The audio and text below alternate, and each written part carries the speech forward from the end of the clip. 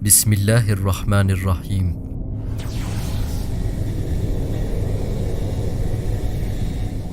The Great Odyssey. In this dream, I saw that I was sitting in my house. This house was old and was also on rent. I was sitting with a few individuals, and we were all in a room together. Afterwards, Allah subhanahu wa ta'ala sent a flying machine for me and gave me a message saying that there is a place in space and that He Azza wa Jal has called me there. Upon learning this, I become overjoyed that Allah has given me some work to do. I began boarding that machine. Jibreel alayhi salam had also arrived in my house. I glanced at him, but by the time I boarded that machine, Jibreel alayhi salam was already making his way into the room where the others were sitting. Moments after, I embarked on my journey towards that area in space which Allah had mentioned. I accelerated forward with incredible speed and traveled a great distance away from Earth. During my journey, I passed by an area where there was absolute darkness everywhere, and as I peered behind me, I noticed that there was darkness there as well. This didn't stop me, however, and I kept on moving forward. As I was traveling, some evil forces appeared and exclaimed that we must stop him. If he reaches that certain place, then we will be destroyed. And they began attacking my flying machine.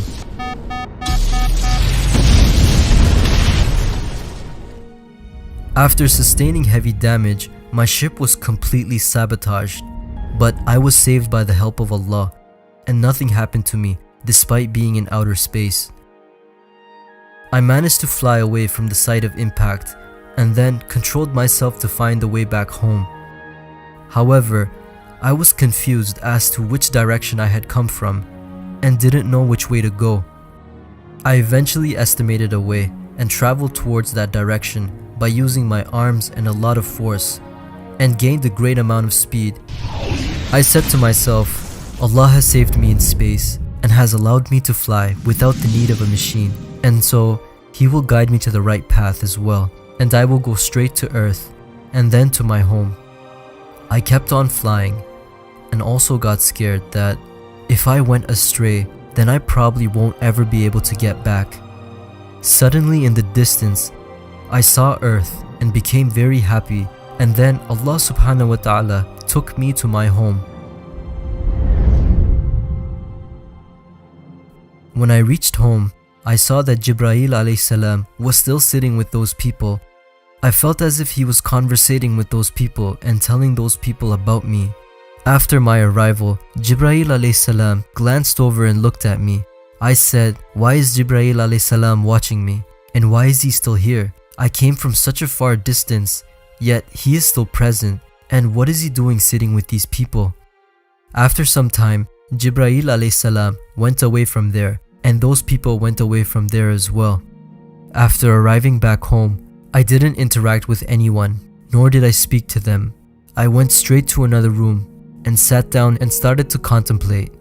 I said, "Why didn't Allah tell me that there was danger on the way? And if Allah subhanahu wa ta'ala had told me this, then I wouldn't have ever went in that direction." I became very sad. I said that I took so much risk, traveled a great distance, used all my energy, and the result was of no avail. Had I known that this would be the outcome, then I wouldn't have ever embarked on this journey. Afterwards, I started to become weak. I traveled to some place and eventually met a man from among those people who were sitting in the room. He questioned me saying, "Qasim, what happened to you? Why are you so sad?" I replied, "Allah gave me a task to do and I couldn't do it. I keep on becoming weaker and this work is beyond my capacity." He responded, "Don't lose hope like this. This difficult time shall eventually subside. You should go see a doctor." I listened to him and went to visit a doctor. The doctor gave me prescription for a medicine. He advised that I eat this medicine to feel better again. Later on, I came back to where I had met that man earlier. Along the way, I thought to myself, where can I get this medicine? I showed the prescription to that individual. Upon seeing it, he said, "I know where to get this from. I will get it for you." and he left to get my medicine. Right after, I went to some place and saw a man building a house, and he was setting it very nicely. Upon seeing this, I said, I wish I had a home like this too. Then I met another person, and I recognized him to be among those people who were sitting with me in that room. And he said, Qasim, we are making a home for you as well. I became very surprised, thinking that they're making a home for me? On which place and why? The guy took me to a place, and I saw some people present there. I recognized them to be the same people who were sitting with me in the house. They were all present, and I said, these are the same people who were with me in the house, and before going on my journey, I was with them. Why are these people doing all this for me? How did they know that I wanted a home? Those people were working with great devotion and honesty. I wondered if they received the message from Allah subhanahu wa ta'ala that they were doing all this work. Then I saw the man who had left to get my medicine. He reached the area with my medicine. Upon seeing that medicine, I said, these are the same multivitamins which my father used to take. I took the medicine and started to watch that house. Upon seeing it, I realized that the house was rather small. I said that this is a small house, hardly all of us will be able to fit inside, and it doesn't have a lot of space for walking either. I had to build a big house. Then in my mind, the same big house appeared, which I often saw in my dreams. But then I said, it's better than having nothing. For now, we can make do with this house, and then if Allah subhanahu wa ta'ala wills, we will also get that big house. These people here have worked very hard to make this small house.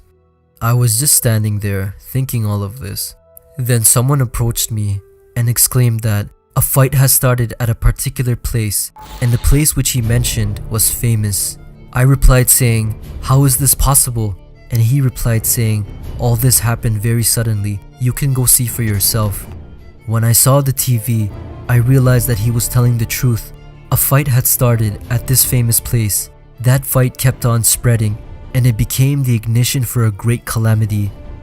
Upon seeing this, I said, this just keeps on spreading.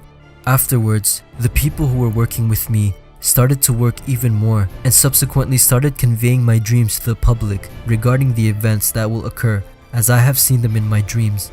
Witnessing this, I became surprised and I said, these people who are doing all this work are very honest. I also saw that they were conveying the message to the public and advising them to unite, for if they didn't unite, then many Muslim countries would be destroyed from this war. Many people sat around them and began listening to them, and many started to believe them as well. I said to myself that I should go there and see what is happening for myself.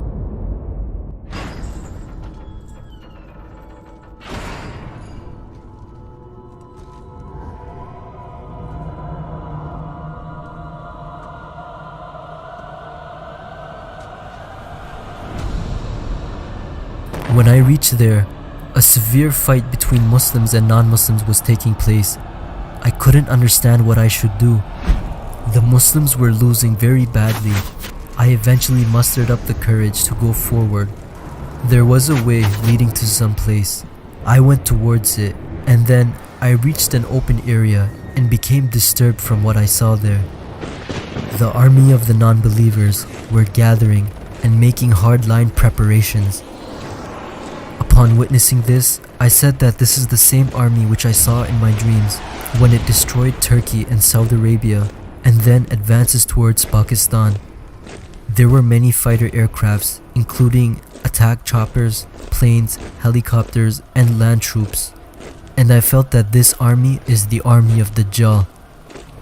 While observing all this, I said that we Muslims aren't powerful enough to fight this army. I turned back and returned to those people and explained everything to them.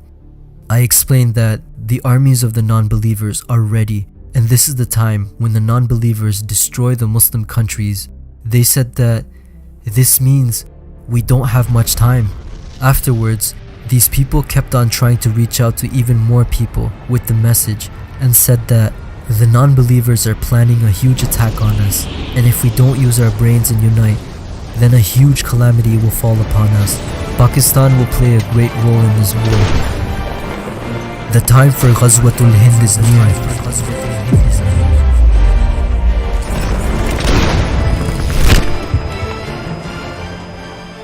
This time, in my dream, I saw that some well-known individuals came by and sat near the people who were spreading the message, and they were listening to the message very carefully. And the dream ends there.